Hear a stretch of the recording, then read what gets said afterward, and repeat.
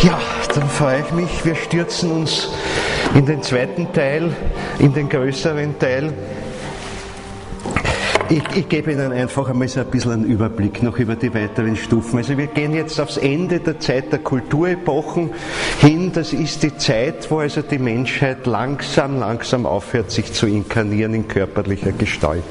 Das heißt, wir gehen über in einen Bereich, wo wir nicht mehr sinnlich erleben, sondern seelisch in irgendeiner Form erleben, wo wir eingehen, wenn man sich das irgendwie vorstellen will, in die Welt der Naturelemente, in denen unsere Berührung mit der Welt noch irgendwie haben. Man kann sich das wahnsinnig schwer vorstellen, dass wir sowas, weiß ich nicht, wie ziehende Wolken, wie Luftströmungen sind, in denen wir wirken.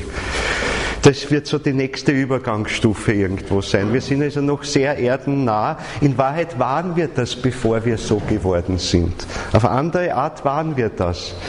Der Mensch ist eigentlich das Wesen, das am längsten gewartet hat, sich in körperlicher Gestalt so auf die Erde zu stellen. Zuerst sind die niederen Tiere, die höheren Tiere, die Säugetiere und das alles gekommen.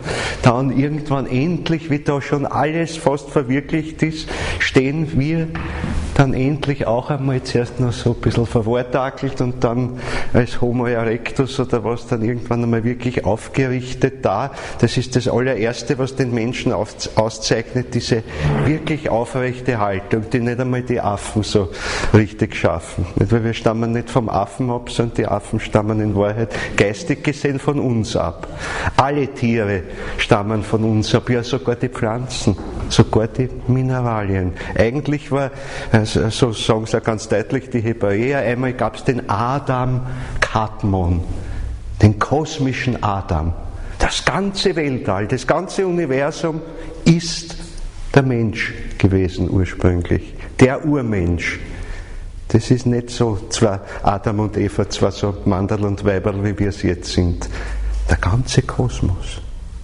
Dort ist die geistige Kraft drinnen. Die ganze, weil das hat den Kosmos geschaffen. Das ist dieselbe Kraft, die jetzt sich halt irgendwann nach einer langen Zeit von äußerlich gesehen Milliarden Jahren, wie es die Wissenschaft halt sagt, endlich sich in so einem Gefäß verkörpert hat. Aber ursprünglich waren wir immer da draußen und sind es mit unserem wirklichen Ich immer noch. Es hat sich nichts geändert. Wir sind geistig mit dem Ganzen verbunden. Der ganze Kosmos und nur ein Schritt darüber hinaus ins Überräumliche, wenn man so will, jenseits von Raum und Zeit. Da fängt es erst an interessant zu werden. Sowas, was man nicht mehr beschreiben kann, weswegen man es auch als nichts bezeichnen kann, als Nirvana oder wie auch immer, als etwas, was ich nicht in begrenzenden Begriffen fassen kann. Begriff heißt immer, ich umgrenze es. Das ist grenzenlos. Grenzenlos in seiner Schöpfermacht. Und das ist unser Ich, das heißt, das umfasst alles, immer, jederzeit, auch jetzt. Daher ist es dann gar nicht mehr so erschütternd zu sagen, okay, wenn das wegfällt, ist ja trotzdem, das Eigentliche ist ja immer da. Das geht ja gar nicht verloren und das kann sich halt dann mit anderen ein bisschen verbinden, wird in dem Leben und wirken, in den Naturelementen.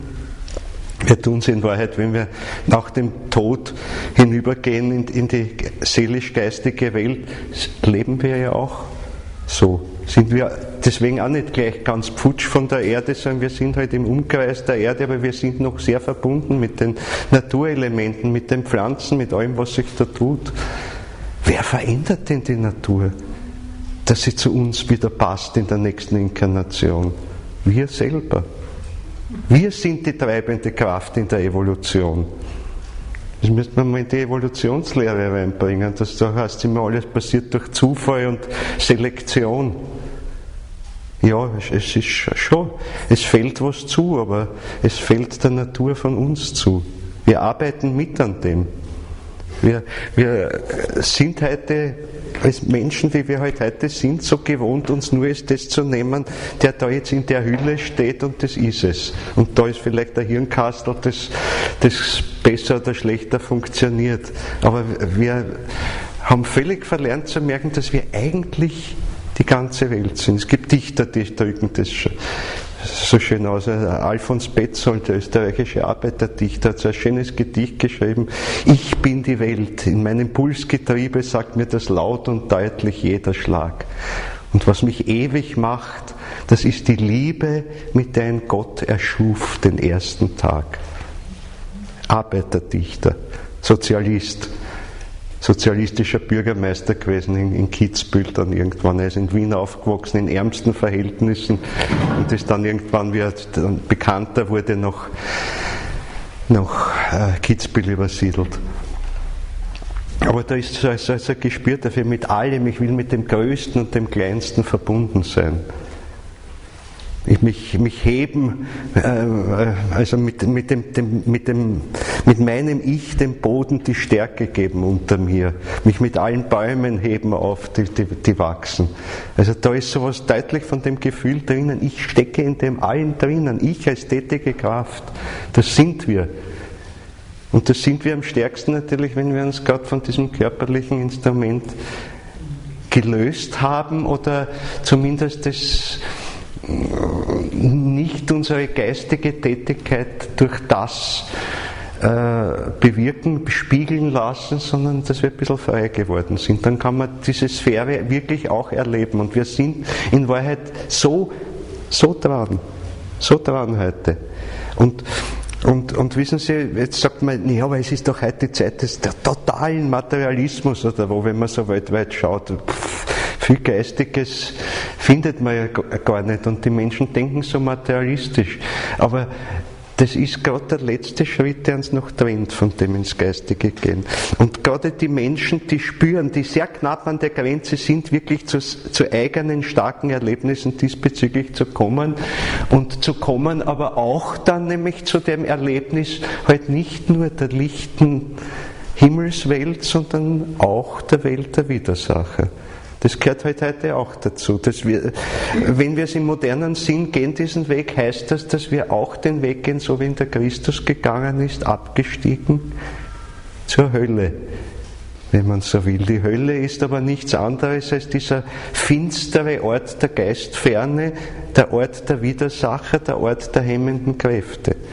Und wenn wir als freier Mensch das erleben wollen, heißt es, dass wir genauso weit hinaufschauen und genauso tief hinunterschauen und den Blick nach beiden Seiten haben. Und das Erste ist eigentlich, da eben viele Kräfte, die von den Widersachern kommen, in uns bereits Schäden angerichtet haben, dass wir das als allererstes sehen. Und vor dem haben viele Menschen nicht nur Sorge, sondern Angst. Das kann man verstehen, weil damit ist eine Aufgabe verbunden. Damit ist die Aufgabe verbunden, er arbeitet daran, diese Schäden, die dadurch in dir entstanden sind, nicht nur zu läutern, auszuscheiden, sondern aufzulösen. Vollkommen aufzulösen. Ins Nichts zu werfen und etwas ganz Neues, Reines dafür hereinzustellen. Und das ist eine gewaltige Aufgabe. Und unbewusst haben viele Menschen davor Angst, diesen Schritt zu machen, weil wenn man den Schritt gemacht hat, das einmal zu erleben, es genügt einmal, wenn ich es eine Sekunde erlebt habe, in einem Sekundenbruchteil erlebt habe, dann gibt es kein Zurück mehr, weil ich kann nicht mehr sagen, die Welt gibt es nicht. Die ist so wirklich, so intensiv und so klar, dass ich nicht mehr sagen kann, ja, da hast du dich täuscht. Sondern dann, ab dem Moment heißt es, ich muss bewusst an der Aufgabe arbeiten. Weil sonst steht es dauernd vor mir und ich arbeite gegen mich selbst. Und da ist besser Augen zu, nichts wissend davon, dann solange muss ich mich nicht darum kümmern. Der Punkt ist, wenn ich den Schritt aus Freiheit heraus gemacht habe, dann muss ich mich darum kümmern. Die Freiheit ist verbunden mit dem Muss, das ich mir auferlege. Selber. Es ist nämlich in dem freien Willen des Menschen ist keine Willkür einfach drinnen, sondern es ist, ich will einen Weg gehen. Ich entscheide mich dafür, ich habe alles Mögliche mitgenommen, dass es mir zeigt, ich kann diese oder jene Aufgabe in der Welt besonders gut erfüllen. Und wenn ich es nicht tue, widerlege ich mich selber. Also das heißt, Freiheit hat auch was damit zu tun, dass zu den Entschlüssen, die ich aus Freiheit fasse, ich mich aber auch selbst verpflichte. Das ist die moralische Verantwortung, die ich dann damit auch habe. Also der freie Wille ist nicht einfach, ich will das gern, nein, es ist so anstrengend, lassen wir es lieber. Nein. Und daher muss man sich auch wirklich gut überlegen, was tue ich. Es ist eigentlich sehr ungesund mit, großen Enthusiasmus, wälzt man große Pläne und wenn dann die ersten schwierigen Schritte kommen, dann, machen wir lieber was anderes. Dann arbeite ich da im Grunde meinem Ich entgegen und arbeite damit aber auch im Grunde der Weltentwicklung entgegen. Da ist ehrlicher zu sagen, jetzt noch nicht. So weit fühle ich mich noch nicht. Das ist noch viel besser, als einmal den Entschluss halbherzig zu fassen und dann nicht einzulösen. Das schwächt uns selber vor allem. Und der Welt schadet es eigentlich auch. Also, das heißt, es ist gut, wohl überlegt zu gehen, lieber jeden Schritt mit Bedacht machen. Wir sollen immer wieder einen machen, aber das heißt nicht blind irgendwo hinstürmen, sondern sich sehr bewusst sein, dass jeder Schritt auch eine neue Verantwortung mit sich bringt. Entschlüsse sind Taten in der geistigen Welt und Taten haben Folgen. Und die Folgen hängen mit uns zusammen. Das heißt, wenn wir es nicht machen dann und abbrechen, dann fällt es auch auf uns und auch auf die Welt zurück. Es ist auch der Punkt, dass ein bewusstes Eintreten in die geistige Welt ist verbunden mit einer Tat, die man setzt. Ich kann nicht die geistige Welt einfach wie ein Zuschauer betrachten und sagen, ich will jetzt sozusagen geistiges Sightseeing machen. Schauen wir mal, was hat denn der Steiner da geschildert? Na, dort fahren wir geistig jetzt auch hin. Nein, indem ich die geistige Welt in mein Bewusstsein nehme, bin ich ein Handelnder bereits in dieser Welt. Ich verändere sie und ich hinterlasse meine Spuren darin. Das ist nur hier in unserer irdischen Welt der Freiheit kann ich mir was anschauen und das hat keine Konsequenz. Ich kann mir was denken darüber und das hat keine Konsequenz. In dem Moment, wo ich auf die nächste Ebene komme, ist allein schon das Erleben ein Handeln. Und das kommt auch in ganz individueller Weise zustande. Es ist immer eine Beziehung, die entsteht zwischen meinem Ich und dem Ich der geistigen Wesenheiten, denen ich begegne. Und das ist ein gemeinsames Werk sozusagen, das wir schaffen, indem ich mit ihnen in sozialen Kontakt komme, wenn ich es jetzt menschlich ausdrücke. Es ist ein Tun. Und so ist es ja in Wahrheit in einer Menschengemeinschaft auch. Indem wir miteinander uns austauschen, einander begegnen, ist es ein Tun, weil wir sprechen miteinander. Ich kann eigentlich den Menschen, selbst wenn ich ihn nur anschaue, wie ich ihn ansehe, hat bereits eine Wirkung auf ihn. Vielleicht ist es ihm nicht bewusst, aber wenn ich ihn mit lieblosen Augen ansehe, ist es was anderes, als wenn ich ihn mit liebevollen Blicken erfasse. Es hat eine andere Wirkung auf ihn. Auch wenn das ganz flüchtig ist und das ist in jedem Alltagsgeschehen. Ich meine, ich gehe wo einkaufen, wie schaue ich den Kassier oder die Kassierin an? Da liegen Welten dazwischen. Geistig gesehen spielen sich da Dramen ab, in Wahrheit.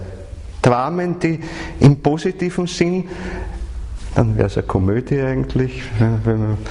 Der Dante hat ja seine Commedia deswegen Commedia genannt, weil sie gut ausgeht. Nicht, weil man dauernd lachen muss, das ist, an manchen Stellen fällt einem das ziemlich schwer, überhaupt in den Höhlenregionen und oben ist dann schon wieder so heilig, dass man sich auch nicht lachen traut. Aber er nennt es Komödie, weil es einen positiven Ausgang nimmt. Also, das ist die Frage eben jetzt. Jede menschliche Begegnung hat so etwas davon, sie kann Komödie oder Tragödie sein. Sie kann was Förderliches sein oder sie kann was Hemmendes sein. Das sind so die Kleinigkeiten, nur weil wir es äußerlich gar nicht mitkriegen, was sich da abspielt. Aber das sind gewaltige Dinge, die sich abspielen, bei jeder kleinen Begegnung. Und daher ist in jeder menschlichen Begegnung eine Chance, aber da einen Schritt weiterzugehen. Weil, wenn ich gesagt habe, es geht um die kleinen Schritte, wenn Sie sagen, ja, was müsste ich denn dann jetzt tun? Welche Aufgabe müsste ich denn übernehmen? Die erste Aufgabe ist, wie begegne ich meinen Mitmenschen, wie begegne ich den Tieren, den Pflanzen, den Steinen, die mich umgeben. Mit welcher inneren Haltung begegne ich ihnen? Das wird dann ändern die Art, wie ich mit ihnen umgehe. Da fangen die Änderungen an. Da fängt die Änderung an meinem Mikrokosmos zu bauen. Dann verwandle ich meinen Seelenleib, meinen Astralleib, so dass ich wirklich ihn neu mache. Ich mache alles neu. Die Chance haben wir bei jeder Begegnung, mit jedem Atemzug im Grunde. Also Aufgaben gibt es genug. Es geht nur darum, für diese Feinheiten, die scheinbar sofort vorbei sind und so klein sind, auf die aufmerksam zu werden. Mit denen mitzuspüren, was da alles dahinter steckt. Wir sehen halt nur den äußeren Abglanz der Dinge und sehen nicht das riesige Ding, was dahinter ist. Das ist riesig. Das ist wirklich riesig. In den kleinsten Kleinlichkeiten ist es riesig, was dahinter steckt. Und das sind die Dinge, die wirklich im großen Stil weltbewegend letztlich sind. Das sind die Dinge, die bauen dieses neue Jerusalem, den nächsten Kosmos, zu dem die Erde werden soll. Das baut die Dinge. Das baut daran, dass dann die Liebe das Naturgesetz dieser Welt wird. Das heißt, wo es diese geistige Beziehung zwischen allen Wesen herstellt, wo einer dem anderen aus seinen Fähigkeiten heraus schöpferisch etwas zukommen lässt, wechselseitig. Und darin wird das Weltgeschehen bestehen. Es gibt heute auch schon die Liebe, aber es ist noch nicht in der Natur als Gesetzmäßigkeit wirklich verankert. Das wird erst kommen. Heute ist das Gesetz der Anziehung, der Abstoßung, Sympathie, Antipathie, bumm, Crash. Aber dieses wirklich aus Freiheit sich geben den anderen und genauso aber von dem, was die anderen geben, zu nehmen, ohne sich zu verlieren. Das ist nämlich auch so wichtig. Liebe ist so ein Prinzip, sich aus seinen Fähigkeiten, aus seiner Individualität heraus selbst zu verschenken, aber ohne, dass man dem anderen irgendetwas aufdrängt damit. Und das heißt aber auch zu erwarten, dass dieses Geschenk, wenn es angenommen wird vom anderen, dass man erstens dankbar dafür ist, dass es genommen wird und dass man ihm jederzeit zugesteht, damit zu machen, was er will. Weil wenn er das macht, was ich will, dann ist es schon falsch.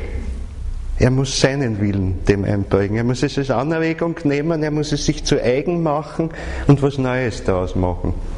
Dann ist es fruchtbar in der Welt. Und wenn das von Wesen zu Wesen webt und wirkt, dann, wird noch ein ganz anderer Kosmos irgendwann einmal entstehen, als wir ihn jetzt haben. Also das sind die Schritte. Aber ich möchte Ihnen jetzt ein bisschen, damit Sie auch über das Buch selber im Ablauf und wie es aufgebaut ist, ein bisschen einen Überblick kriegen. Es geht also jetzt, Zeit der Kulturepochen ist vorbei, ein Teil zumindest, ein kleinerer oder größerer Teil der Menschheit verkörpert sich nicht mehr unmittelbar in einem physischen Leib, wie wir ihn heute haben. Das Erleben ändert sich. Wir haben dann natürlich, wenn wir nicht mehr verkörpert sind, keine sinnliche Wahrnehmung, wie wir sie jetzt haben, weil dazu braucht man Sinnesorgane, klar. Die haben wir in dieser Form nicht mehr. Wir haben also nicht dieses Bewusstsein, uns einer gegenständlichen Welt gegenüberzustellen, sondern wir erleben uns als die Welt in gewisser Weise. Schwer vorstellbar heute. Aber dann wird eben ein anderes Bewusstsein und das ist genau dieses Bewusstsein, dieses imaginative Bewusstsein.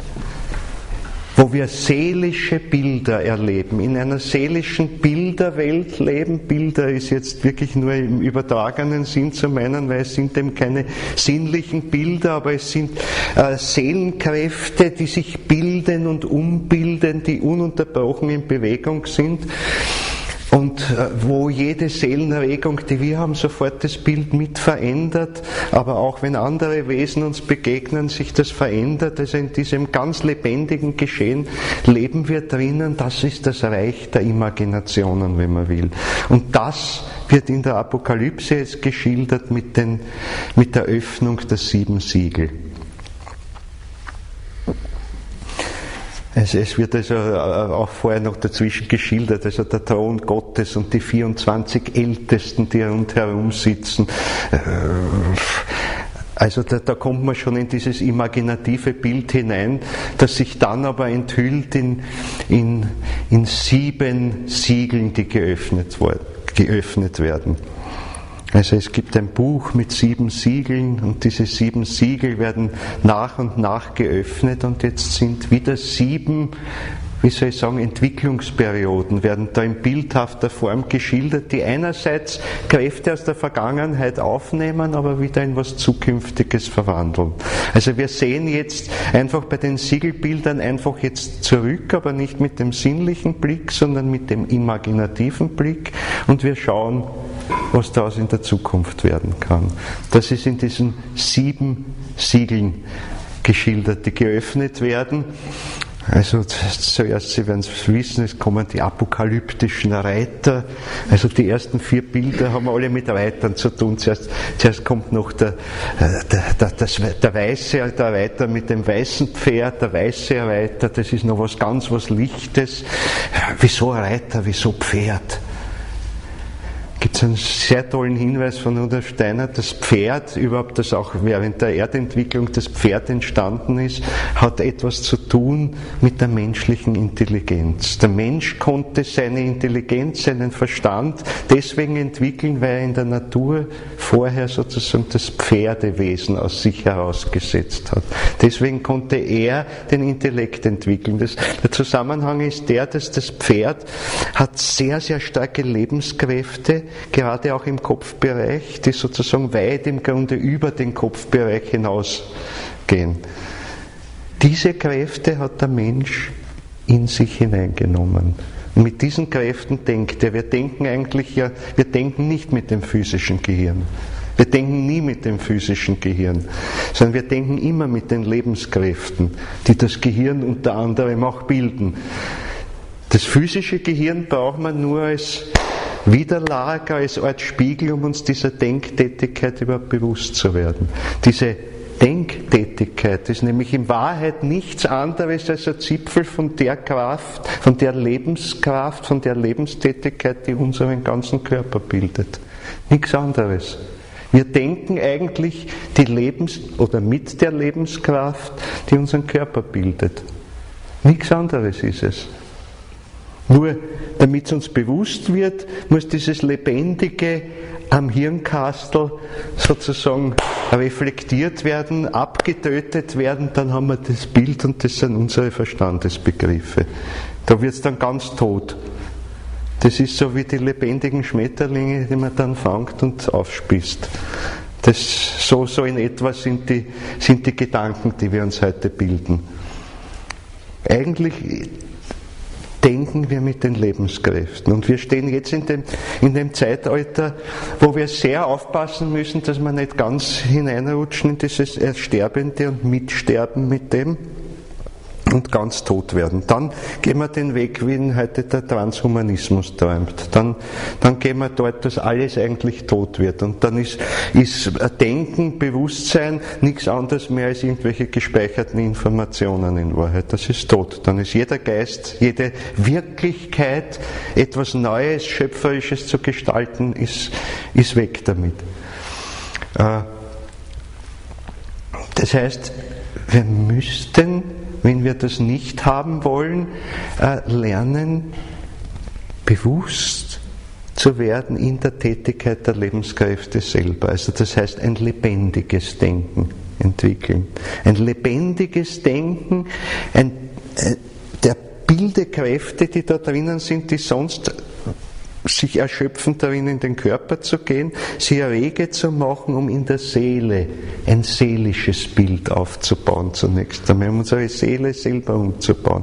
Wir brauchen also dieses lebendige Denken. Und dieses lebendige Denken heißt auch, ja, wieder Opfer des Intellekts, nicht, nämlich dieses Verstandesintellekts, mehr noch Opfer des ganzen Wissens, das du aus der Vergangenheit hast. Ich habe jetzt alles Mögliche gelernt. In dem Moment, wo ich was Geistiges erleben will, muss ich das alles vergessen. Und es darf keine Rolle mehr spielen. Ich habe, weiß ich nicht, 100 Bände von Steiner gelesen, weg damit.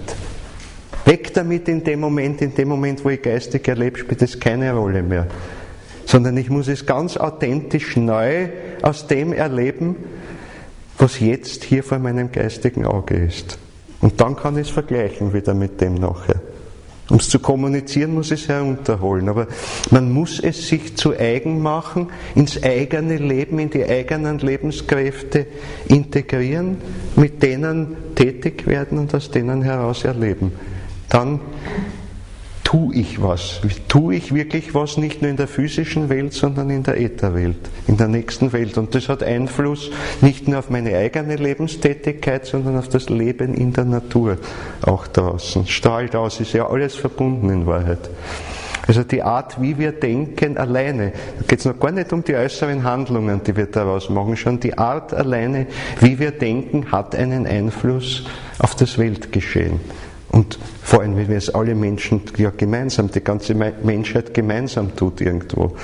Na, der Einzelne wird nicht jetzt gleich irgendeine große Veränderung bringen, aber wenn die Menschen mehr dieses lebendige Denken pflegen, dieses imaginative Denken letztlich leben, weil wenn ich mir dessen immer stärker bewusst war, habe ich einfach die Imagination. Die ist nichts anderes als dieses Erleben des lebendigen Denkens und dessen, was sich seelisch bildet dabei. Dann haben wir die Chance, dass wir also darüber hinwegkommen, hängen zu bleiben bei den 4 apokalyptischen Reitern. Es geht der Anfang, es ist noch ganz aus den alten Kräften der weiße Reiter, dann kommt der rote, da wird schon kriegerischer mit dem roten Pferd, dann kommt der schwarze, da wird schon sehr streng die Geschichte und schließlich kommt das Fahle, der Reiter auf dem fahlen Pferd und sein Name ist Tod. Das ist genau die Entwicklung, die hingegangen ist. Zählen Sie wieder mal 1, 2, 3, 4.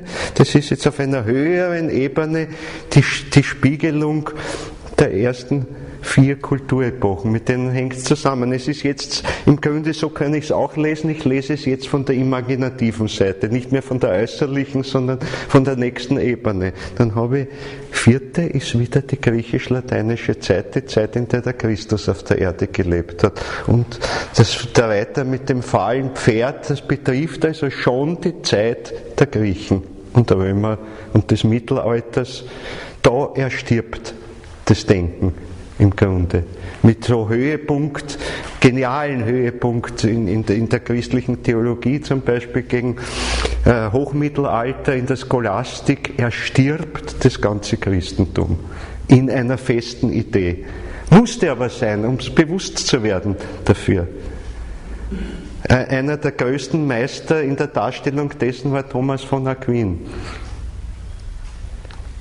Und wenige Monate vor seinem Tod, am Nikolaustag 1273, hat er eine große Vision, ein imaginatives Erlebnis, eine Imagination. Bis dahin hatte er keine, also kein eigenes geistiges Wahrnehmen, sondern aber einen ausgeprägten logischen Verstand, eine Reife darin abzuwägen, was alles aus der Überlieferung kommt. Der sagt dieses, der sagt jenes, die anderen sagen das Gegenteil davon, der sagt jenes und zum Schluss, ich aber sage. Und dann beweist er ganz logisch, so muss es sein. Aber geistig erleben, nix. Ja, da, Im Gefühl schon, der Glaube ist da. Der Glaube heißt bei ihm Gewissheit, dass das Geistige da ist, Gewissheit, dass in der Überlieferung etwas drinnen ist von diesem geistigen Funken und ich versuche das halt jetzt durch meinen Verstand zu erfassen. In höchster Klarheit kann man nur empfehlen, Thomas von Aquin lesen, Summe der Theologie zum Beispiel, man sich nur ein Stück rausnehmen. Es ist genial, wie präzise das abgewogen wird, mit welcher Reife das abgewogen wird. Und der Thomas von Aquin war so toll, dass der zeitweise 4 Sekretären gleichzeitig diktiert. Er hat nicht selber geschrieben, sondern er hat diktiert. 4 Texte gleichzeitig. Multitasking, würde man heute sagen. Perfekt. Und nachdem er aber diese Vision hatte, dieses Erlebnis, und das war nicht einfach eine Vision, die ihn so überkommen ist, sondern auf die er sich eigentlich durch sein ganzes Leben lang vorbereitet hat, nur sie kam erst kurz vor Ende seines Lebens. Und dann sieht er diese Imagination, die im Grunde die ganze geistige Welt umfasst. Im Grunde die ganze geistige Welt, weil jede Imagination die ganze geistige Welt umfasst. Ich kann nur versuchen, halt einmal den Teil davon zu schildern, aber er war so überwältigt davon, dass er gesagt hat, alles, was ich bisher geschrieben habe, ist trockenes Stroh. Und seitdem hat er keine Zeile mehr hinterlassen. Und kurz darauf ist er dann gestorben oder wurde gestorben.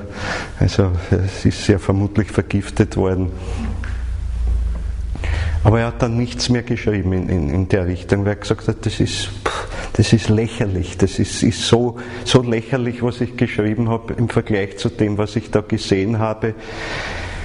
Und trotzdem hat er damit ein Werkzeug geschaffen, ein gedankliches Werkzeug, um das, was man aus der Imagination holen kann, in Worte zu fassen, in Begriffe zu fassen, um sie herunterzuholen für die noch nicht selber schauen können.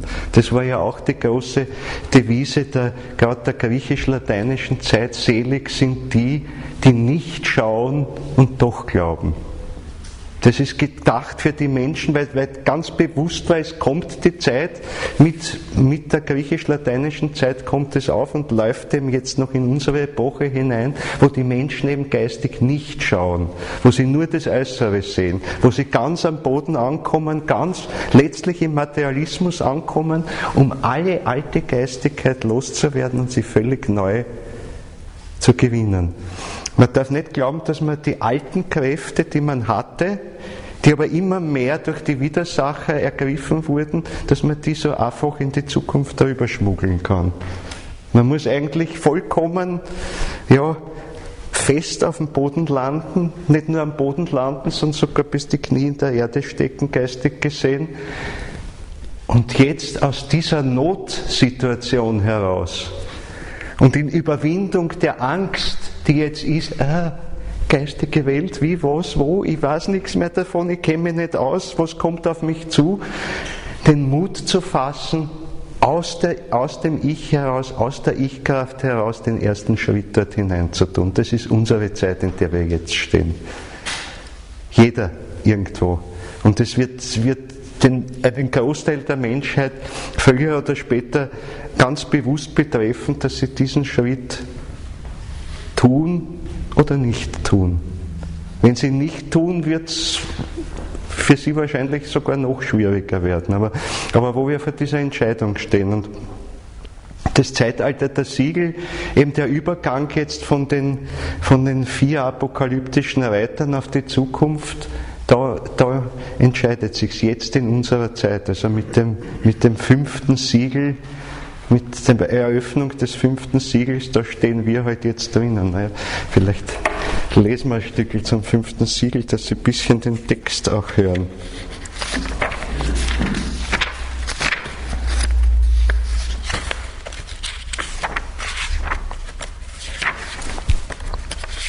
Entschuldigen Sie, ich muss ein bisschen blättern, wo die Öffnung der ersten 6 Siegel. Gut. Also ich lese zuerst noch das 4. Siegel, das betrifft also die griechisch-lateinische Zeit, und dann das 5., das uns betrifft. Und als es das 4. Siegel öffnete, und zwar geöffnet wird es von dem Lamm, das vor dem Thron Gottes ist. Das Lamm ist eigentlich ein Bild für den Christus. Also das Lamm öffnet die Siegel. Niemand sonst kann das. Und als es das 4. Siegel öffnete, hörte ich die Stimme des 4. Tieres sprechen. Komm! Und ich sah, siehe, ein fahles Pferd, und der Name seines Reiters hieß der Tod. Und das Reich der Toten ist sein Gefolge. Ihnen ist Vollmacht gegeben über 1/4 der Erde. Sie dürfen töten mit dem Schwert durch Hunger und Tod und durch die Tiere der Erde. 1/4 der Erde. Damit ist nicht gemeint, halt 1/4 der Landmasse oder sonst was. Was ist der 4. Teil der Erde? Was ist der Mensch? Der Mensch hat einen physischen Leib. Er hat einen Lebensleib, also die Kräfte, die den physischen Leib am Leben erhalten, ihn bilden, ihn immer wieder regenerieren, also die Regenerationskräfte, die Fortpflanzungskräfte. Wir haben darüber hinaus den Seelenleib, das Seelische, und dann halt noch unser Ich. Also Ich, seelisches Seelenleib, Lebenskräfte ist Nummer 3, also Ich 1. Seelisches 2, Lebenskräfte 3, physisches 4. Also darüber wird die Macht gegeben. Ihnen ist Vollmacht gegeben über 1/4 der Erde. So, und jetzt geht das 5. Siegel. Das 5. Siegel betrifft also jetzt die Zeit nach der griechisch-lateinischen Zeit. Und bei Steiner umfasst das die Zeit bis zu Beginn der Neuzeit im Grunde. Also bis zum Hochmittelalter geht diese griechisch-römische Zeit, und das ist gerechtfertigt, weil im Mittelalter dieses lateinische Denken ganz stark da ist, namentlich in Europa. Also ist natürlich mehr als auf die europäische Perspektive bezogen.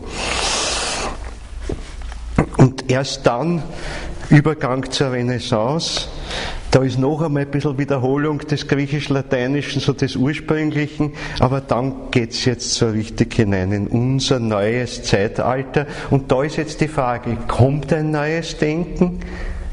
Oder verhärtet sich nur immer mehr das Alte, was aus der Vergangenheit kommt? Im Moment haben wir noch sehr viel drinnen, das im Grunde ist über diese Hochblüte der Scholastik und der Art des Denkens hinausgeht und aber immer mehr ins Erstarren kommt.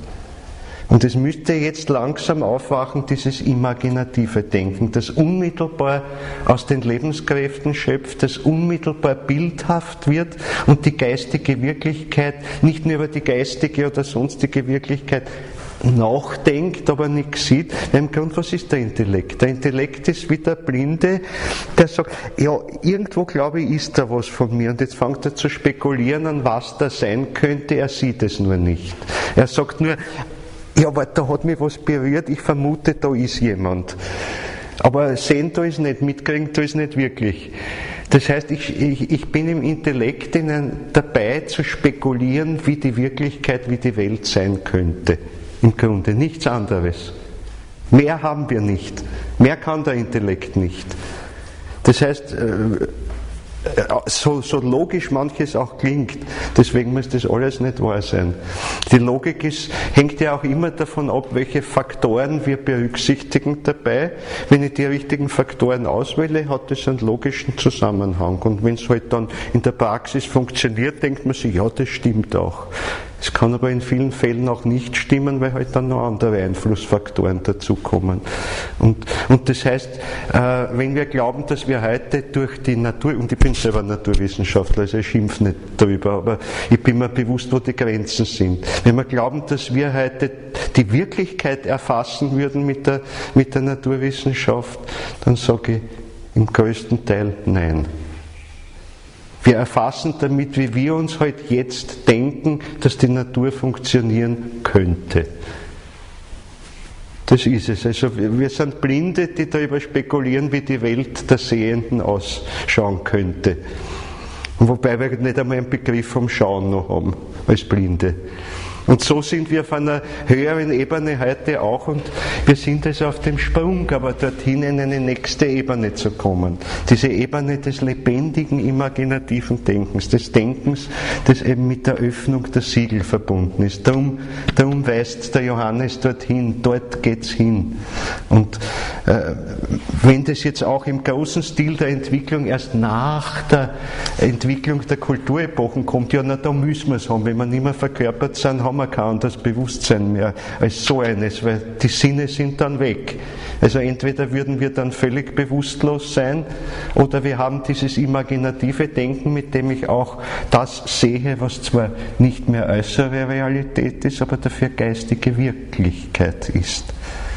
Weil dann ist gerade, wenn dieser Schleier, wie es die Inder gesagt haben, der Schleier der Maya weg ist, dann sehen wir die geistige Wirklichkeit. Und nur wenn wir halt geistig blind sind, dann sehen wir gar nichts. Dann sind wir Teil geworden der finsteren Welt. Halt die Frage, ob wir das wollen.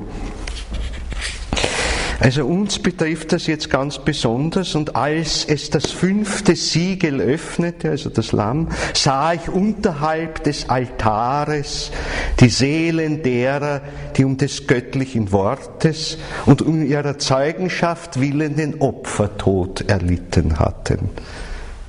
Na bumm.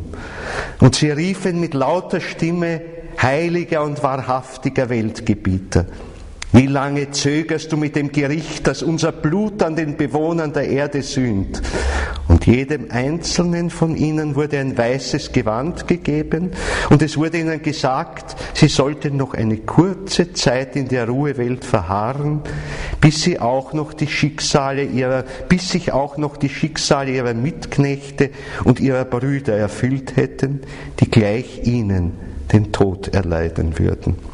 Und dann geht's noch dramatisch weiter, wenn das 6. Siegel geöffnet wird, da erhob sich ein großes Erdbeben und die Sonne wurde schwarz wie ein härenes Trauergewand und der volle Mond wurde blutrot und die Sterne des Himmels fielen auf die Erde, wie wenn ein Feigenbaum im heftigen Wehen des Windes seine unreifen Früchte abschüttelt. Und der Himmel wich zurück wie eine in sich zusammenrollende Buchrolle und alle Berge bewegen sich und so weiter. Also jetzt kommt die große Umstürzung. Naja klar, für unser Erlebnis kommt die Umstürzung, weil die ganze Sinneswelt für uns verschwindet. Das ist es. Das heißt noch nicht, dass die Erde jetzt schon komplett untergehen muss, aber wir sehen sie nicht mehr mit äußeren Augen, sondern wir sehen sie anders. Und alles, was sinnlich ist, kommt ins Wanken, verschwindet, rollt sich zurück, sozusagen wie eine Tapete, die sich aufrollt, wie ein Rollo, die hochgeht. Alles das geht weg. Das sind die Erlebnisse. Und so dramatisch, wie sie da geschildert werden, so dramatisch erlebt man es aber dann auch.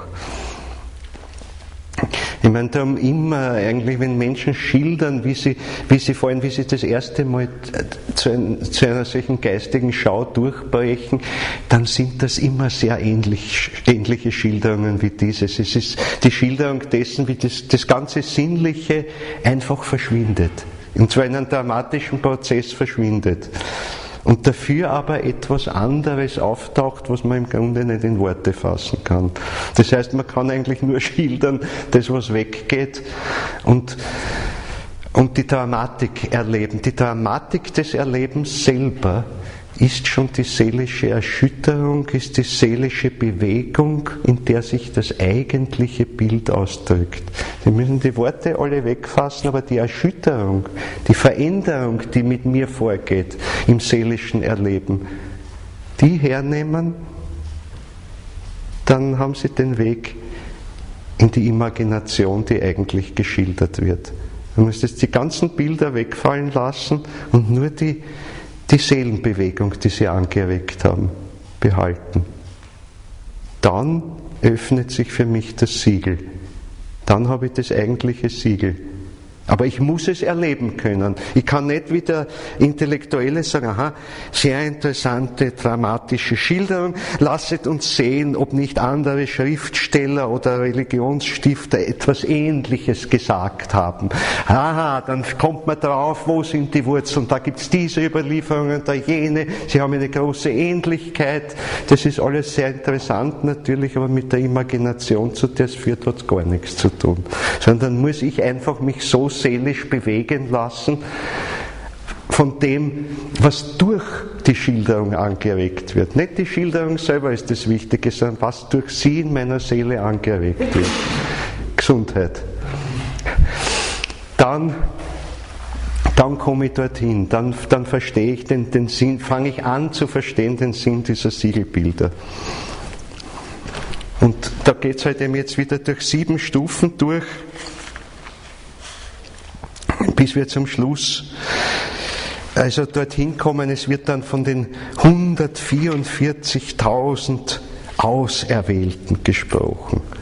Also jetzt heißt es 144.000, jetzt kann man sagen, jetzt wissen wir es. Also am Ende der Menschheitsentwicklung, um Gottes Willen, wenn der Übergang ist, es bleiben nur 144.000 über. Was ist damit gemeint? Diese Zahlen die da vorkommen, sind niemals Zahlen im äußeren Sinn, sondern sie sind Symbole, Ausdruck von bestimmten geistigen Qualitäten, die drinnen sind. Also es wird gesagt, es gibt eben 12 Stämme Israels, also 12. Israel wäre jetzt aber im Großen zu sehen, das ist die ganze Menschheit, also es gibt 12 Strömungen drinnen, die mit den Tierkreiskräften zusammenhängen. Das hat insofern was sehr Richtiges, als eben 12 Grundströmungen in der Menschheit da sind, die 12 Grunddenk- und Anschauungsrichtungen mit sich bringen. Und dafür stehen also diese 12 Stämme Israels, aber Israel ist da wirklich bei Johannes die ganze Menschheit. Das ist ganz deutlich. Es ist nicht das kleine Volk Israel, das zufällig in Palästina wohnt, sondern es ist die ganze Menschheit gemeint damit. Aber die differenziert sich entsprechend der Tierkreiskräfte, weil ja wir Menschen so groß sind wie der ganze Tierkreis und darüber hinaus. Und manche Menschen haben halt einseitig mehr diese Kräfte, manche einseitig jene. Sonst, wir sind ja nicht alle genau gleich, sondern wir haben jeder unsere eigene Mischung. Einer hat die Kräfte stark von da und von da nur sehr wenig und so weiter. Also das heißt, mit 12 komme ich aber aus, um das annähernd einmal zu umfassen, die ganze Menschheit. Daher hat die 12 Stämme und jeder dieser Stämme hat, um es noch einmal zu bekräftigen, 12.000 Mitglieder sozusagen.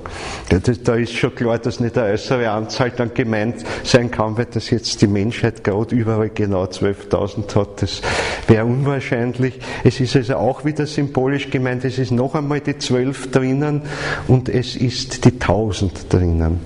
Die 1000 ist was sehr Interessantes. 1, 0, 0, 0 oder besser gelesen 0, 0, 0, 1. Dann kommt was Neues. Naja, wo stehen wir mit unserer Erdentwicklung? Ist die Erdentwicklung, und damit meine ich den ganzen Kosmos, der dazugehört, ist das überhaupt der Anfang von allem gewesen? Oder gibt es da noch mehr? Ist die Weltentwicklung vielleicht noch viel größer, als wir uns das in den kühnsten Träumen denken lassen? Geistig gesehen ist sie sehr viel größer. Die Erdentwicklung ist die Entwicklung, wo wir Menschen geworden sind, in dem Sinne, dass wir ein Ich bekommen haben und sogar dieses ganz besondere Ich, diesen Funken des freien Ichs, ein freier Geist zu werden. Jetzt werden Sie sich fragen, da gibt es ja nicht die Engel und alle möglichen, die das auch schon gehabt haben und so. Was ist denn so Besonderes? Das Besondere ist, dass keiner dieser Wesenheiten, wie weit sie auch über uns stehen, bis auf die göttliche Quelle selbst oben, über diese Freiheit verfügen. Keiner. Die ganzen Engel nicht, die Erzengel nicht, die Urengel nicht einmal die Elohim und was noch darüber steht, nicht einmal bis hinauf zu den Höchsten, die Seraphim. Sie sind im Anblick der Gottheit gerade die Seraphim und führen das aus, was sie an der Gottheit erkennen. Nicht ihr Wille geschieht, sondern der göttliche Wille oben. Der Mensch hat die Freiheit, dass sein Wille und der göttliche Wille eins sind, von innen heraus. Das heißt, Gott tut, was wir wollen, oder wir tun, was Gott will, in Freiheit, in wechselseitiger Freiheit. Wir sind nicht Befehlsempfänger. Wir stehen in diesem Moment der freien Schöpfung, sind Gott und Mensch eins. Und die Gottheit arbeitet sozusagen, ich sage immer von der Peripherie her. Bis jetzt hat sie immer vom Zentrum aus gearbeitet und dann strömt es über die stufenweise, über die ganzen Hierarchien hinunter, bis es endlich da auf der Erde beim Menschen ankommt. Das ist der eine Weg. Das ist der Weg, wie er bis zur Zeitenwende, genauer gesagt bis zum Mysterium von Golgatha gegangen ist. Dann ist das göttliche Selbst, der Christus, Mensch geworden. Und diese Kraft ist eingezogen in das Ich des einzelnen Menschen. Als Funke. Als Funke. Und ab dem Moment ist es in Wahrheit möglich und notwendig, dass dem, was ja sicher weiterhin von oben über die Hierarchien herunterströmt, etwas entgegenkommt, was vom Menschen hinaufströmt. Und erst dann wird die Schöpfung das, was sie werden soll. Jetzt schon während der Erdenschöpfung und erst recht für die Zukunft, auf der wir entgegengehen. Und das heißt, es ist eine absolute Partnerschaft zwischen dem höchsten Göttlichen und dem kleinsten geistigen Wesen. Wenn man denkt, wir sind ja das absolute Baby. Uns vorangegangen sind die Engel, die Erzengel, die Urengel und so weiter. Und da wurden auch vorbereitet die Stufen, die uns die Leibeshüllen ermöglicht haben, in denen dieses Ich sich entwickeln kann. Also das heißt, ein seelisches, in dem dieses Ich leben kann. Weil von Anfang an war unser Ich eben nicht so weit, dass es sich selbst ein seelisches auch schaffen kann. Es konnte sich selbst schaffen als geistige Kraft, in dem besteht es, aber ein seelisches schon selber alleine können wir noch nicht. Also bekamen wir einen Seelenleib, etwas Seelisches, einen Astralleib, wie Steiner auch nennt. Detto Lebenskräfte, detto den physischen Leib. Na, den hätten wir erst recht nicht bauen können. Das können wir während unserer ganzen Erdentwicklung nicht. Ja, wir können herumbasteln chirurgisch dran, aber das ist damit nicht gemeint. Das hieße, einen physischen Leib aus nichts heraus zu schaffen. Die Gottheit konnte das und mit Hilfe der Hierarchien. Wir brauchen noch lange. Aber das musste ja alles erst vorbereitet werden, damit unser Ich dann das ergreifen kann. Dazu musste das ja erst fertig sein. Und dazu waren ganze kosmische Entwicklungsstufen notwendig. Und daher spricht Rudolf Steiner davon, dass unserer Erdentwicklung 3 kosmische Entwicklungsstufen vorangegangen sind.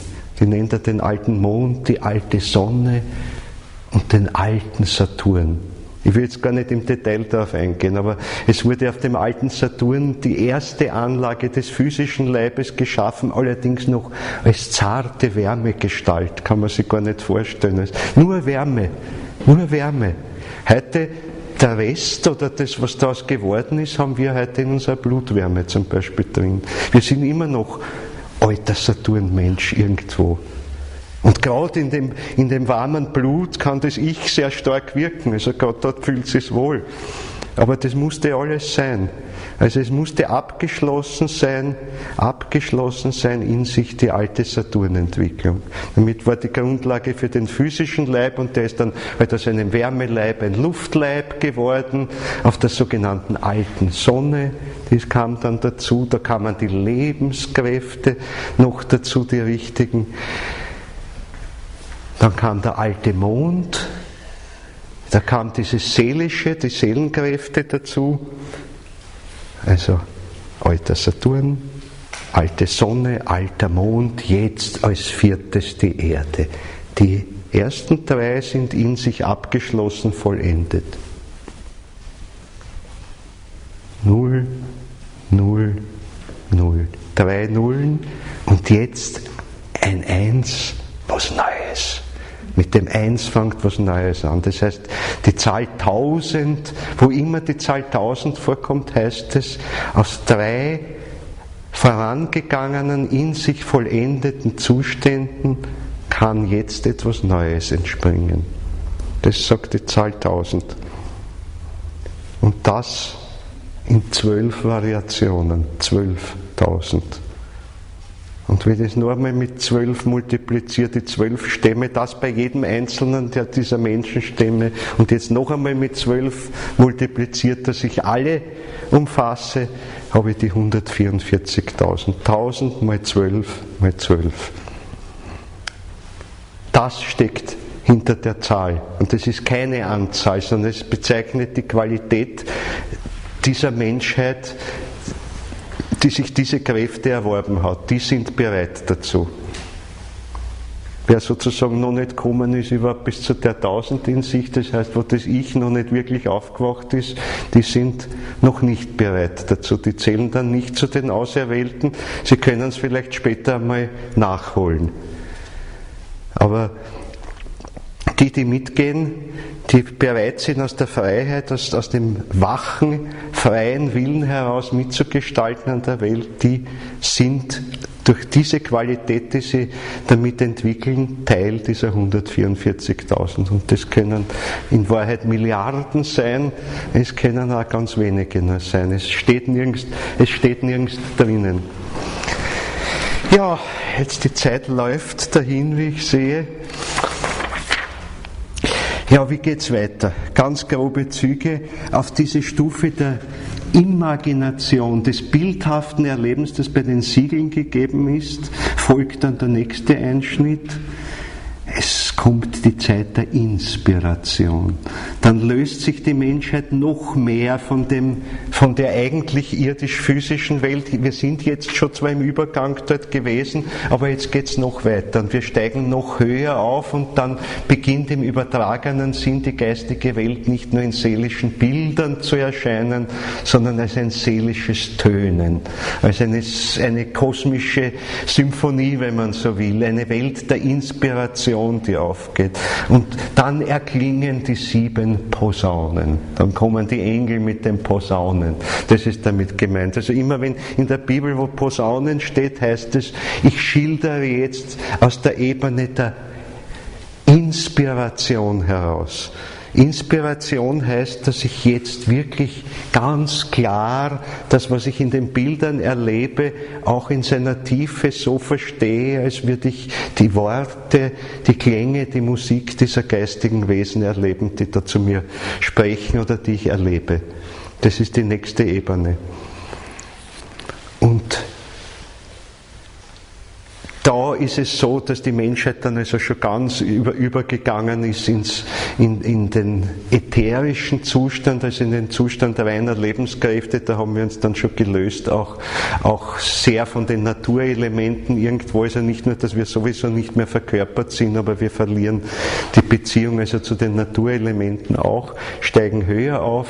Und dann kommt noch ein nächster Schritt: Ausgießung der Zornesschalen. Die 7 Zornesschalen. Und da sagt Rudolf Steiner, das sind die schrecklichsten Bilder, da fängt es jetzt dann an, wirklich hochdramatisch zu werden. Da denkt man sich, jetzt will ich nichts mehr lesen. Also die Erschütterungen werden jetzt immer stärker. Die Erschütterungen werden so stark, dass wir nämlich jetzt im Übergang sind in eine reine Seelenwelt. Jetzt sind auch die Lebenskräfte vor. Das ist ja, was wir gehabt haben, um die lebendigen Imaginationen aufzubauen. Weg damit. auch nichts mehr, sondern jetzt geht es in eine ganz, ganz hohe Ebene hinaus, ein rein seelisches Erleben, wo die Menschheit in einen rein seelischen Zustand übergeht. Und das ganz bewusst. In Wahrheit machen wir das nach dem Tod immer im Kleinen durch. Aber jetzt heißt es, das die ganze Zeit durchzuhalten und trotzdem die Wachheit, die Freiheit unseres irdischen Bewusstseins nicht zu verlieren dabei. Also das ist ein ganz dramatischer Übergang, aber er ist Ausdruck der höchsten Liebe Gottes. Und jetzt sagt Steiner was ganz Interessantes, die Ausgießung der Zornesschalen. Weil das ist genau das, was immer zitiert wird. Ja, dann kommt der Zorn Gottes und er richtet also alle, die gefehlt haben und so weiter und alles zittert. Ja, das war die, Verzeihung, wenn ich schon so sagen muss, das Machtmittel, das die Kirche missbraucht hat, um die Leute klein zu halten. Fürchtet euch vor Gott, zittert und folgt unserem Wort. In Wirklichkeit ist es Ausdruck der Liebe Gottes. Der Liebe Gottes, der jetzt dem Menschen ganz die Freiheit gibt, selbst diesen Weg zu gehen, aber dabei selbst eben auch alles das ausscheiden muss, was passiert ist durch die Wirkung der Widersacherkräfte. Und das ist die Dramatik, die drinnen ist. Aber dass uns das ermöglicht ist der Ausdruck der allerhöchsten Liebe. Und das ist die Voraussetzung dafür, dass wir dann wirklich dieses neue Jerusalem bauen können. Diesen neuen Kosmos, eine Welt, die ein Kosmos der Liebe ist.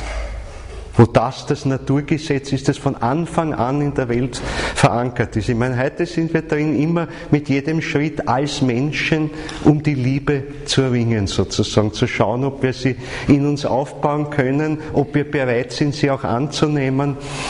Dann wird es der Naturzustand sein. Dort geht's hin. Ja, es war nur ein Bruchteil von dem, was in der Apokalypse drinnen ist. Mehr geht in dieser Zeit nicht. Ich hoffe, es waren ein paar Anregungen. Wenn Sie noch Zeit haben und Fragen haben, stehe ich natürlich sehr gerne zur Verfügung. Aber ich will auch ausnahmsweise einmal nicht überziehen. Ich tue das nämlich sonst sehr gerne. Danke für Ihre Aufmerksamkeit.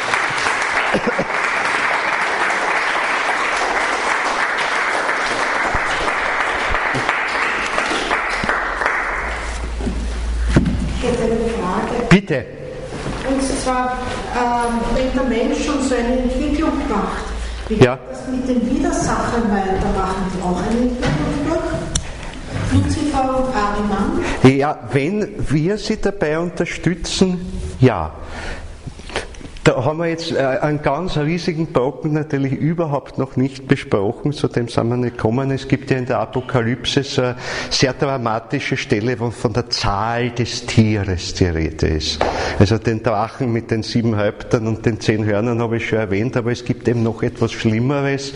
Es gibt das sogenannte zweihörnige Tier und das wird durch die Zahl 666 gekennzeichnet. Und diese Zahl, wenn man sie in hebräischen Buchstaben aufschreibt, und da ist extra so ein kleiner Hinweis drin, aber es steht nicht wirklich drinnen, dann sind das die Buchstaben S, O, R und T. Gesprochen Sorat. Und das ist eine Widersacherwesenheit, die im Gegensatz zu Luzifer, Ariman und den sogenannten Asuras, das sind noch stärkere Widersacherkräfte, die hängen damit zusammen, wir haben jetzt gerade vorhin gesprochen von den Entwicklungsstufen, die der Erde vorangegangen sind, von den 3 abgeschlossenen Stufen. Dort haben auch Wesenheiten ihre Entwicklung durchgemacht, das sind die Wesenheiten, die heute Engel, Erzengel, Urengel geworden sind. Also es gibt da auch Abstufungen drinnen. Aber nicht alle. Bei uns wird es wahrscheinlich auch so ein bisschen sein, manche sind halt nicht ganz mitgekommen mit der Entwicklung, haben sich dadurch prädestiniert dafür, Widersacher zu werden, weil wer zurückbleibt, hält halt die Entwicklung in gewisser Weise auf, bremst sie, bringt Widerstände hinein. Und im Grunde ist es so, dass die luziferischen Wesenheiten sind die auf dem alten Mond, wo sie Engel werden sollten, sind es halt mehr Bengeln geworden statt Engeln.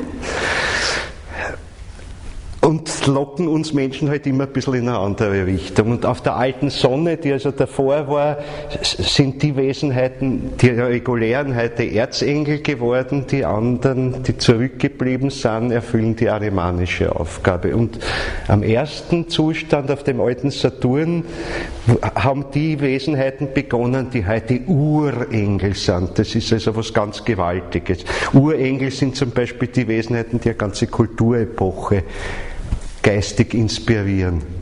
Das ist also schon was ziemlich Großes. Also die ganze Erde zu inspirieren, so dass da ein harmonisches Zusammenspiel ist während einer ganzen Kulturepoche von über 2000 Jahren. Das ist schon mächtig. Und die haben viel sogar mit dem Naturkreislauf zu tun und diesen Dingen. Wenn die allerdings auf die Widersacherseite kommen, also zurückgeblieben sind in gewissen Fähigkeiten, man muss dazu sagen, manche haben es sehr gut entwickelt, gerade die vielleicht jetzt für die positive Richtung förderlich wären, die haben es ein bisschen schwächer entwickelt, aber sie haben andere Kräfte dafür sehr stark entwickelt, das sind dann auch die stärksten Widersacher. Die treten uns nie offen entgegen, sondern eigentlich stehen sie so hinter Luzifer und Ahriman im Hintergrund und sind aber die viel größere Kraft, das sind diese sogenannten Asuras. Aber dann kommt noch dieses zweihörnige Tier. Und das hat mit dieser ganzen Entwicklung im Grunde nichts zu tun, weil diese Wesenheiten, die mit Sorat zusammenhängen, die waren schon, ja jetzt kann ich nicht sagen vor dem alten Saturn, weil mit dem alten Saturn hat unser Zeitbegriff überhaupt erst begonnen. Also ich sage immer gern abseits davon. Weil davor, das stellt man sich zu einfach, weil wir haben halt heute diesen sehr äußerlichen, linearen Zeitbegriff, da passt es nicht. Aber sagen wir, abseits davon waren die bereits geistige Wesenheiten geworden. Die haben also im Grunde nichts wirklich so richtig zu tun mit unserer Entwicklung und wirken aber störend hinein, haben ganz andere Intentionen. Und die machen sich heran, erstens einmal an die Widersacher, weil die sind, also das heißt Luzifer, Ahriman, Asuras, um die in ihr Reich zu bekommen und ganz besonders an den Menschen heran. Weil der Mensch mit seinem freien Ich, der da selber aus der Quelle unmittelbar schöpfen kann, der wäre natürlich was Wunderbares, wenn er den in sein Reich bringen würde, diese Sorat-Kräfte, und ihn dort haben müsste, nur müsste der Mensch seine Freiheit freiwillig aufgeben dazu. Und nur ihm folgen. Weil diese Wesenheiten hinter Sorat, ich sage jetzt bewusst Wesenheiten, weil da gibt es auch eine ganze Hierarchienkette dahinter, die wollen eigentlich ein wunderbar funktionierendes Reich schaffen, in dem es aber keine Freiheit gibt. Aber sie wären bereit, den Menschen hineinzunehmen, wenn er seine großen geistigen Kräfte mitbringt, aber dort sie ganz bedingungslos in den Dienst dieser Sorat-Wesenheiten stellt. Und da mit dieser Wesenheit, die kann man weder besiegen noch erlösen, schon gar nicht, man kann sich nur trennen von ihr. Weil sie auch gar nicht zu unserem Entwicklungszyklus irgendwie dazugehört im Grunde. Das ist so wie eine Kollision fast, obwohl es geht mit seit dem alten Saturn. Und sie hat gewisse Aufgaben erfüllt in der Entwicklung auch drinnen, aber jetzt zweigt der Weg eigentlich total ab, weil mit der Freiheit wollen diese Wesen nicht mitgehen, überhaupt nicht. Aber der Sorat ist doch der sogenannte Sonnendämon. Ist der sogenannte Sonnendämon. Ja, er hat einige Aufgaben gehabt. Er hat zum Beispiel die große Aufgabe gehabt, die Erde und die Sonne voneinander zu trennen. Das war seine Aufgabe. Und in dem Sinn hat er also sehr stark mitgewirkt und damit ermöglicht, dass der Mensch überhaupt auf die Erde kommt, auf die physische Erde, sich da inkarniert, dass da das Reich der Widersacher unten einmal ausgerichtet ist. In der Sonne hätte man das so nicht bauen können. Also in der Sonne, wenn Erde und Sonne ein Gebilde gewesen wären, wäre das nicht möglich gewesen. Also so gesehen hat er eine Aufgabe erfüllt, aber diese Wesenheiten, die mit Sorat zusammenhängen, sind nie und werden auch nie irgendwie unter der Herrschaft der obersten Quelle unserer Trinität stehen. Sie sind etwas, was damit nichts zu tun hat und keinen Einfluss hat hat. Also kann man von unserer Entwicklung auf diese Wesenheit nehmen. Was die nicht von sich aus macht, macht sie nicht. Und das heißt, es entsteht, und das ist auch ein Bild für dieses, warum es das zweihörnige Tier heißt. Man kann das Bild vielfach lesen, weil sich da jetzt wirklich eine Weggabelung auftut. Das heißt, entweder sagen wir als Freiheit, ich gehe den rechten Weg, den richtigen Weg in dem Sinn, also den Weg der Freiheit, der uns ermöglicht wird, ich nütze diese Chance, die uns gegeben ist, ich bin bereit, diese Verantwortung auf mich zu nehmen, oder ich gehe den Weg der Wesenheiten, die man zusammenfassend als Sorat bezeichnen kann. Ich meine, eigentlich ist das Wort Sorat, weil es heißt ja so schön auch, ist eines Menschenzahl. Eigentlich bezeichnet das Wort Sorat ganz genau gesprochen uns, was wir werden, wenn wir diesen Widersacherwesenheiten folgen, diesen Wesenheiten sozusagen, die hinter Sorat stehen, hinter dem Begriff. Man kann sagen, die Buchstaben Sorat stehen auch für physischen Leib, S, das O oder Wav, wie es im Hebräischen ist, der Buchstabe dafür, ist der Ätherleib, ist der Astralleib und T ist das Ich, der Einschlag des Geistigen. Dafür steht das Wort Sorat. Also Sorat heißt eigentlich der Mensch mit seinen 4 grundlegenden Wesensgliedern, physischer Leib, Ätherleib, Astralleib und Ich. Das heißt das Wort Sorat. Eigentlich heißt es also der Mensch, so wie er heute auf der Erde steht. Das heißt eigentlich das Wort. Nur Sorat, die Wesenheiten, die hinter Sorat stehen, wollen das heute in eine ganz andere Richtung lenken. Das heißt, das T soll nicht mehr frei sein, das Ich soll nicht mehr frei sein, sondern es soll fix eingebunden sein in die Hierarchie dieses anderen Reiches. Aber dem Menschen wird verheißen, du nimmst aber dort eine führende Stellung ein, sozusagen. Also du bist eines der oberen Rädchen dann. Damit wird man verlockt. Und das ist der Weg, wenn ich es jetzt noch kurz andeuten darf, in die schwarze Magie hinein. Dann führt man Geistiges so hinein, dass es eben nicht in der Richtung der Freiheit des Menschen und der damit verbundenen Schöpfung geht, sondern eine andere Schöpfung, der dieses Freiheitslicht fehlt. Und darum kann man es schwarze Magie nennen. Und das ist genau, was jetzt beginnt. Das ist jetzt, ja. Jetzt stehen wir drin in der Zeit. Weil, ich meine, bis zum Mysterium von Golgatha war es überhaupt nicht möglich, noch da zu entscheiden. Da hat es erst begonnen, dann hat es aber doch eine ziemliche Zeit gebraucht, bis die Menschen langsam anfangen, aus dem heraus tätig zu werden. Aber jetzt im Bewusstseinsseelenzeitalter ist es an der Zeit. Die Stunde ist gekommen. Und das heißt, es ist eine Entscheidung? Es ist eine menschheitliche Entscheidung, ja. Und jeder einzelne Mensch muss sie treffen. Die Menschheit wird sich in 2 trennen. Ja. Mit der Zeit. Sie wird sich mit der Zeit trennen, in 2 Teile, ja. Und das kann nicht verändern. Die Zahl 666 deutet auch, aus der das Wort Sorat sich überhaupt erst ableitet. Also Sorat ist nicht das erste, sondern es ist die 666. Und das zeigt, die hat auch wieder eine ganz besondere Sache. Wenn ich jetzt gesagt habe, wir sind eigentlich im Moment der 4. Entwicklungszustand mit der Erde. Alter Saturn, alte Sonne, alter Mond, Erde. Haben wir 4 hinter uns, wir haben aber noch 3 vor uns. Insgesamt 7 Zustände. Und jetzt wird es mordskompliziert. Jeder dieser 7 Zustände hat 7 Unterperioden, 7 sogenannte Lebenszustände. Und diese Lebenszustände haben wieder 7 Untergliederungen. Nämlich, dass sie ja richtig Form werden, dass sie ja richtig ankommen. Also eigentlich 7 mal 7 mal 7 oder 7, 7, 7. Die Zahl 7, 7 wäre die Zahl der Vollendung. Das heißt, alle 7 großen kosmischen Zustände haben alle 7 Lebenszustände und alle 7 Formzustände durchgemacht. Dann ist die Vollendung erreicht. Und dann ist der Mensch, wäre der Mensch oder ist der Mensch so weit, dass er ganz was Neues schafft. dann stünde der Mensch auf der Stufe, in der die Schöpfergötter der Bibel stehen.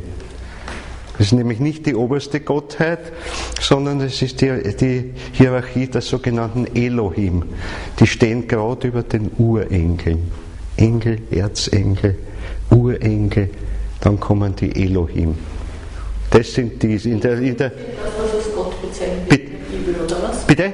Die Elohim sind die Ja, in der Bibel, also im Originaltext, Bereshit bara Elohim et hashamayim ve'et haaretz. Im Anfang schufen die Elohim den Himmel und die Erde.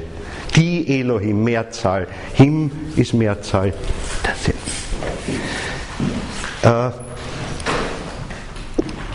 Das heißt, die sind die unmittelbar wirklich jetzt die Aufgabe haben, wie soll ich sagen, das sind die Baumeister der Erdenwelt. Die übernehmen das. Und darüber gibt es aber in Wald noch eine ganze Menge Wesenheiten. Es hat schon im Mittelalter wurde das oft beschrieben, also die Engelhierarchien, es gibt eigentlich 9 Stufen. Da geht es von den Engeln unten, von den Engeln bis hinauf zu den Höchsten, die den unmittelbaren Anblick der Gottheit haben, das sind die Seraphim. Die stehen noch über den Tierkreiswesenheiten, die stehen eine Stufe darunter, das sind die Cherubim und so weiter. Also es ist kompliziert. Ja, die Welt ist halt nicht so einfach.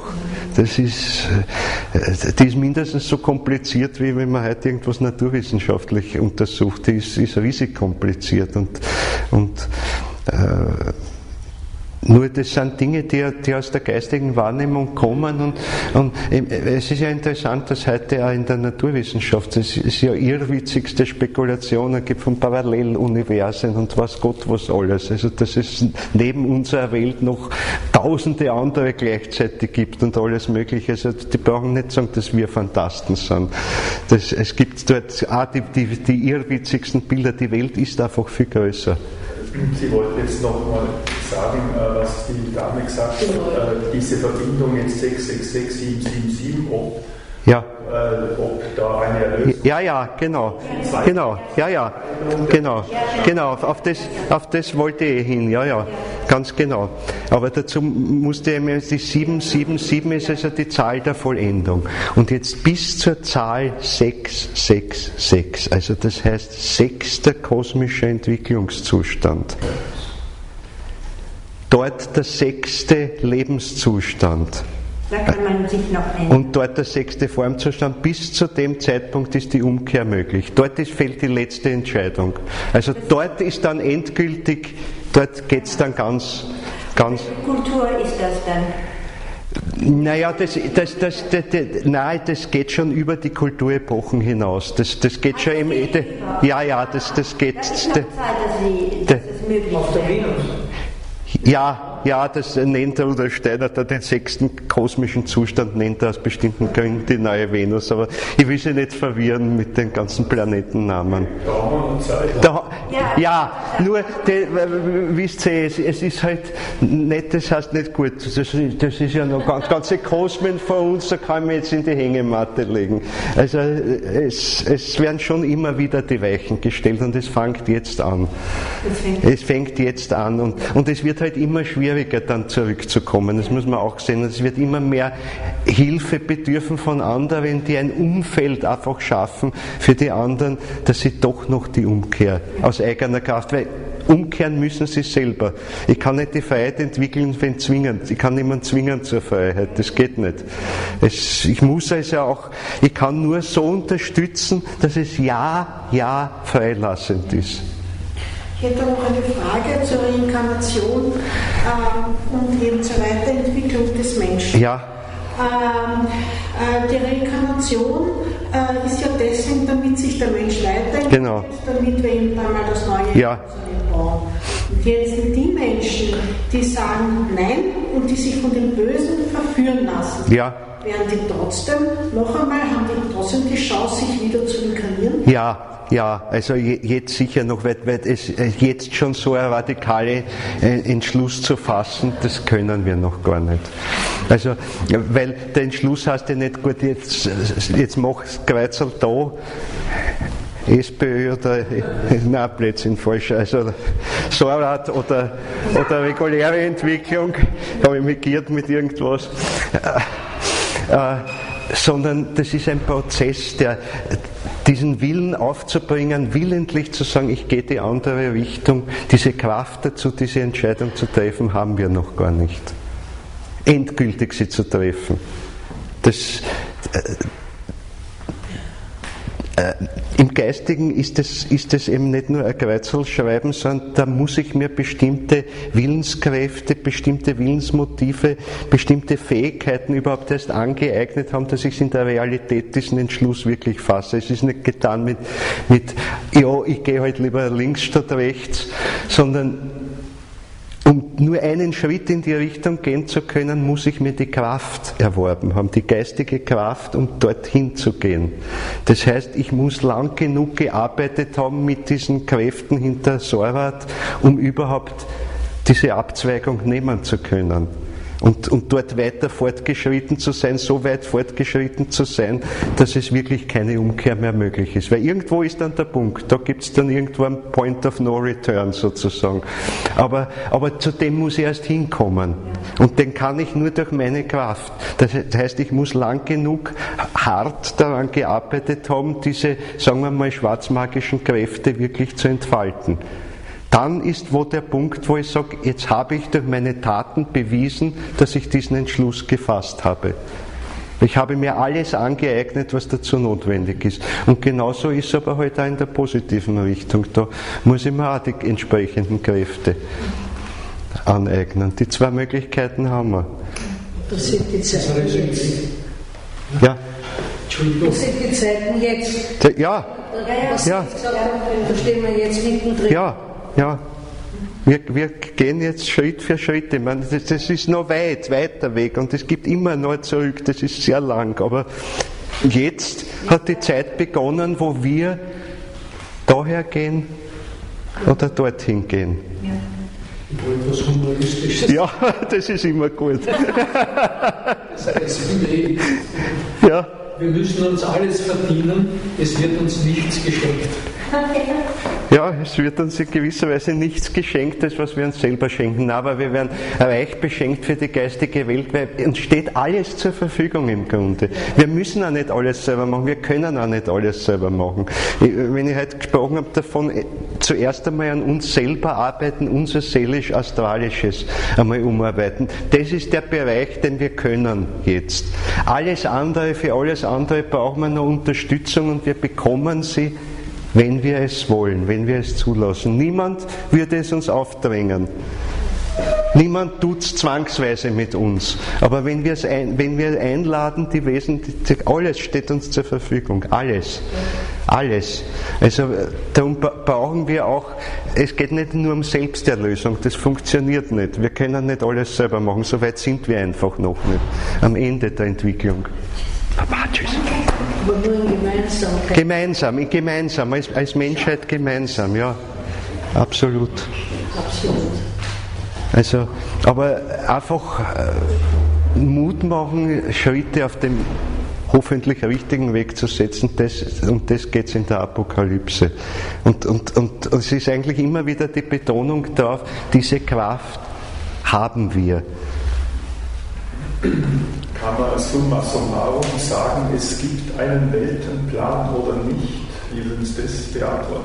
Naja, jedenfalls keinen Weltenplan in dem Sinne, dass er fertig bis in jedes Detail ausgearbeitet wäre. Ich meine, ich kann den Weltenplan, der ist kurz geschildert. Es geht darum, zumindest was jetzt betrifft, die Entwicklung vom alten Saturn bis dann zu dem sogenannten Vulkanzustand, also dem 7. Zustand, geht es darum, ein geistiges Wesen zu erschaffen, das die völlige Freiheit hat.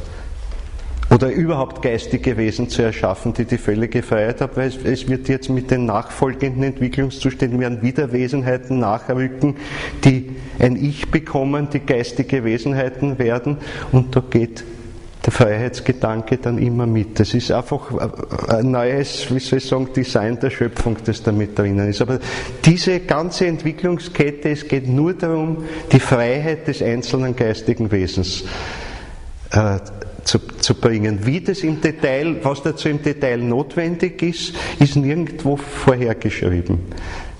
Bitte, das wäre komisch, wenn man sich denkt, der liebe Gott hat in sein Schubladel irgendwo in seinem Himmlischen den fertigen Plan und dann spult sie das fertig ab. Das ist unsere menschliche Vorstellung. Ja, aber wir reden ja davon. Jetzt ist die Frage, wurde das von jemandem begonnen? Oder es ist jetzt nicht so leicht? Nein, es ist nicht so leicht. Nein, es ist nicht so leicht. Ich meine, ja, das ist jetzt natürlich eine riesige Frage. Die habe ich versucht, jetzt bei uns im 76. letzten Vortrag habe ich da gesprochen darüber. Warum auch die Gottheit diese Intention hatte, freie geistige Wesen zu schaffen. Bis jetzt war es so, es kommt ein geistiger Impuls. Geistige Impulse haben einen urbildlichen Charakter. Wie er sich im Detail verwirklicht, steht dort überhaupt nicht drin. Und das macht auch sozusagen nicht die Gottheit direkt selber, sondern dazu hat sie die Stufenfolge der geistigen Wesenheiten. Sonst braucht man die ganzen Engelhierarchien nicht. Also nicht der Gott sagt Hokuspokus und jetzt ist das kleine Kieselsteinchen so da, wie es halt der liebe Gott vorher ausgedacht hat. Das ist ein bisschen naiv, sondern es geht also Stufe für Stufe hinunter, bis es sich bis ins Physische hinein manifestiert. Das ist ein ganz, ganz langer, weiter Weg. Und der Punkt ist, die Wesenheiten darunter, sie haben nicht die Freiheit, jetzt selber sagen, na, das mag ich nicht oder das will ich ganz anders haben, aber sie haben eines, jedes dieser geistigen Wesenheiten, von den Seraphim bis hinunter zu den Engeln, haben trotzdem ihre besondere Eigenart, mit dem sie manche Sachen besser ausführen, manche Sachen weniger gut ausführen. Endergebnis ist, der Dante schildert es so schön in seiner göttlichen Komödie, bis das Ganze unten ankommt, ist von dem Urbild zwar schon noch einiges da, aber es ist nicht mehr in seiner Vollkommenheit da. Und man muss denken, diese ganze Gruppe der Engelhierarchien, die ist so im Laufe der Zeit immer mehr gewachsen. Und das heißt, es geht in immer größere Ferne von der Quelle und das Bild wird immer unschärfer, wenn ich so will, immer unvollkommener. Und was tun, damit es nicht ist? Dass das von unten, dann muss ich irgendwie schauen, dass von unten der unmittelbare Schöpfungsimpuls auch wieder kommt. Und das sind wir. Das sollten wir sein. Das heißt, nämlich genau dasselbe, was von oben aus der Quelle kommt, kommt jetzt von unten, aber individuell aus jedem einzelnen Menschen. Und das ist die einzige Chance in Wahrheit, um eine vollkommenere Schöpfung zu machen, die eigentlich sonst, wenn es im alten Stil weitergehen würde, immer unvollkommener würde. Weil sie in immer größere Gottesferne gerät. Weil ich kann nicht die geistigen Wesen, die dann alle entstanden sind, die kann ich nicht jetzt einfach ausmerzen. In dem Moment, wo es ein geistiges Wesen ist, ist es unsterblich, ist es unverlierbar. Also es werden immer mehr. Also ihr seht, es ist auch als Gott nicht so einfach, eine Welt zu schaffen. Und die Konsequenzen hat es trotzdem. Auch Gott steht unter der Konsequenz seiner Handlungen sozusagen. Auch er. Er kann nicht sagen, so habe ich es nicht gewollt, oder? Und jetzt addieren wir es wieder aus. Es geht um Veränderung. Es wird das Schöpfungsprinzip als solches weiterentwickelt. In dem das Riesenwagnis eigentlich eingegangen wird, aber das einzig Mögliche im Grunde auch, dass die kleinste, anfänglichste geistige Wesenheit, die ganz unten steht, weil dort haben wir das Problem, dass ich der prinzipiell Zugang zu meiner obersten Quelle direkt gebe. Weil das ist es, die gleiche Vollmacht des Ich, die ich von meinem Vater empfangen habe, soll ihm zu eigen sein.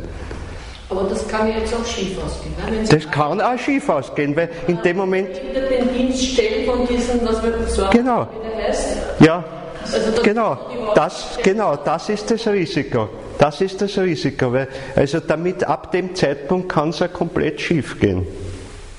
Aber trotzdem, das ist die Freiheit. Freiheit heißt immer, es kann schief gehen, es wird auch vieles schief gehen. Daher muss man als Mensch immer wissen, scheitern gehört dazu. Es ist immer nur ein Anstoß, um zu lernen daran. Wenn wir es perfekt könnten, wären wir gesteuerte Automaten. Das ist es nicht. Wir müssen es uns erringen. Und daher kann man jederzeit und muss man zu seinen Fehlern stehen. Ich meine, man muss hoffentlich nicht jeden Blödsinn machen, aber jeder von uns weiß, wir machen genug. Und das ist aber durch die Gottheit riskiert. Das wird zugelassen, um die Möglichkeit zu haben, von unten ein freies Wesen zu haben, das mitgestaltend wirkt. Und dass die neue Schöpfung ab jetzt von oben und unten zugleich gestaltet wird. Und Dr. Steiner hat uns ja den Weg gegeben, dass wir da wieder... Dass wir was entgegenwirken. Ja, also wir müssen geben auch jetzt. Das ist es, wir können nicht nur empfangen, sondern wir müssen auch geben. Das gehört dazu und das ist die Entscheidung, die wir heute zu treffen haben.